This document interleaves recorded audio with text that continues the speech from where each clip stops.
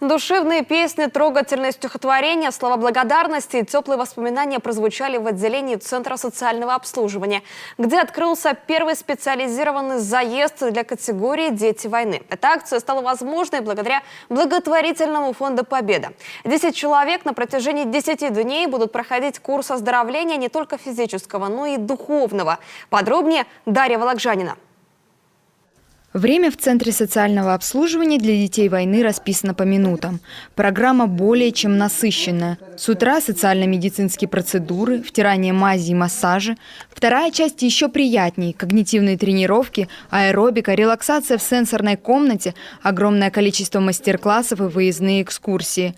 Как обещают организаторы заезда, впечатлений у участников должно остаться много. В честь 76-летия победы Великой Отечественной войны и то, что сейчас дети войны получили, как раз вот этот вот статус узаконен стал, провести такую благотворительную акцию, попробовать несколько человек, конкретно 10, для них сделать специализированный заезд и по показаниям врачей оказать им необходимые медицинские услуги.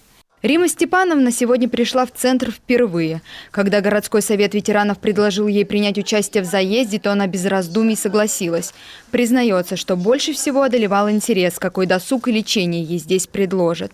Говорит, не ожидала такого теплого и душевного приема. И процедуры волшебные сделали, и творческие номера показали, и цветы подарили. Вообще-то я сегодня утром шла с вопросом, а что здесь предоставят? Если мне понравится, я буду ходить. Если нет, посмотрю. Но мне очень понравился прием и то, что сказали, что будут предоставлять для занятий, для оздоровления. Сегодня я была на физкультуре, прекрасная физкультура, была на массаже. Я так довольна, 100 спасибо, наверное, сказала массажистке. А вот Галина Сергеевна, напротив, называет себя старожилой центра. Здесь она проходит лечение уже 4 года.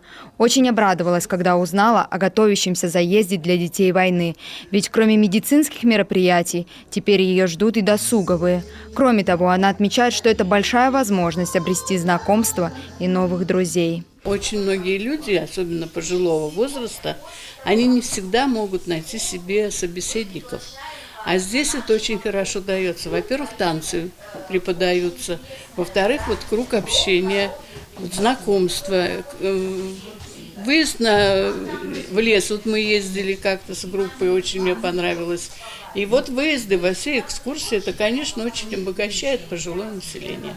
По словам организаторов, такой заезд стоит сделать традиционным. Следующий уже запланирован на октябрь, после окончания дачного сезона. Октябрьский заезд планируется провести силами другого фонда – фонда «Мы, наследники Великой Победы».